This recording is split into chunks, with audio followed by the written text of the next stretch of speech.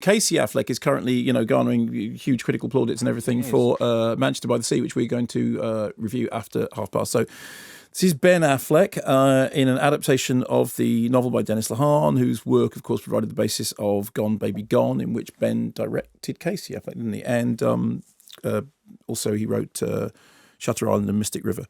So Affleck stars as Joe Coughlin, who is this petty hood in Prohibition era Boston. He's the son of a police chief, played by Brendan Gleeson. He's having an affair with Emma Gould, who's played by Sienna Miller, who is the girlfriend, the mole, of Robert Glenister's gangster Albert White. And Affleck's character at the beginning is just somebody who is into robbings and hold-ups, and he doesn't want anything to do with the gang world. He's basically the opposite. He's into robbings. He's into robbings, and so he's the opposite of Ray Liotta in Goodfellas. All his life. Robbings is great. You can get robbings at an airplane station, and. So he's the opposite of Ray Liotta in Goodfellas. He never wanted to be a gangster. And he's approached by the Pescatori, head of the Pescatori family, saying, come and work for me. He says, no, I don't want to be a gangster. However, because of the way in which his life is tied up with, he's having an affair with somebody's mole and his father is thing. So things go bad. He ends up in Florida being exactly the thing that he didn't want to be. And he starts building his own empire for the Pescatoris. And whilst he's there, he's happy to work with everybody, with the African Americans, with the Italians, with he's Irish himself, and he has this sort of multicultural melting pot of people who are working for him in the rum business. And he finds himself up against the KKK, the Ku Klux Klan, who want to shut him down for reasons which are fairly obvious. Here's a clip. We're hoping you can talk some sense into ID Pruitt. Ain't too many people ever had much success doing that. We'd like you to try. And what would the reason be? His self-preservation. He needs to stop shooting up my clubs. Clubs? What kind of clubs? Bridge clubs? Because I belong to the Greater Tampa Rotary Club myself, and I don't recall ever seeing you. Look, do you think that we got where we are by letting some inbred muscle us? If that's who you think we are, you're making a fatal miscalculation, son.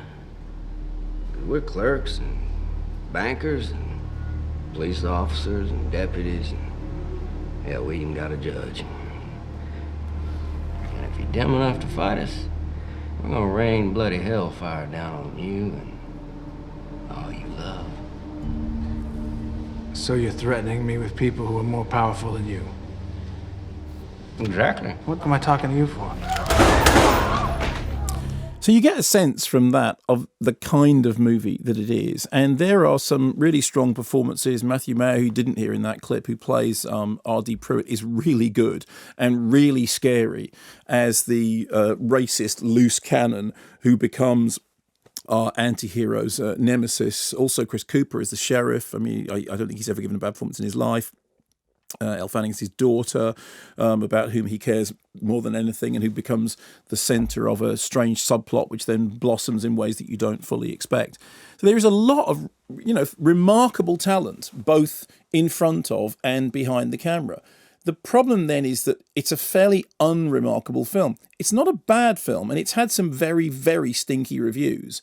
And I wonder again whether this is something to do, as I was talking before about the problems of talking up La La Land, is that, people's expectations become very high and then it will disappoint. And it is possible, I confess, that I went into Live by Night having known that the critical whiff was not good and then was pleasantly surprised by the fact that it was all right. But I do think that we can agree that when you consider, Affleck and Argo, and when you consider Dennis Lehane's, track record, and when you look at the cast and the really solid sterling work they've done in the past, you could be forgiven for expecting it to be something more than that. It does often sort of allude to films which it is not as good at. So obviously there's some of The Godfather in the background, there's some of Scarface in the background, there are hints of Public Enemy in the background. And whenever you think about those films, this doesn't quite live up to it. And I was trying to figure out what it was that made it seem somewhat inert. I think it's this. At the very beginning, you get artificial scratchings on the film. It's a digital projection, but the film looks scratched to give it kind of the patina of age. And there is something about it that does seem fake. It does seem like there's not enough dirt under its fingernails. There's not enough grit in its bloodstream. There's not. It's almost, despite the fact that it's quite violent in places and it has a fairly sort of nihilistic narrative, it never felt that it got beyond its style. It never felt that it wanted to really, get its hands dirty with the subject matter.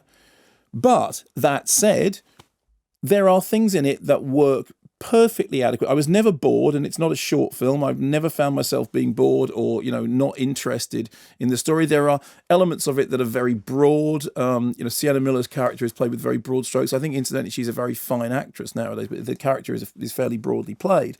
And there are times when you feel that Ben Affleck is sort of falling into that Robert De Niro in Havana mode, that is, that he's playing a movie star playing somebody rather than actually playing them, which is odd because in the past I haven't felt that about Affleck. I do think Affleck is a perfectly fine actor and obviously a very good filmmaker. So it's not great, but it's not bad. And if it wasn't made by a bunch of people whose names are so celebrated and who have done such impressive work in the past, you'd probably look more fondly on it. It's fine, but no more than fine.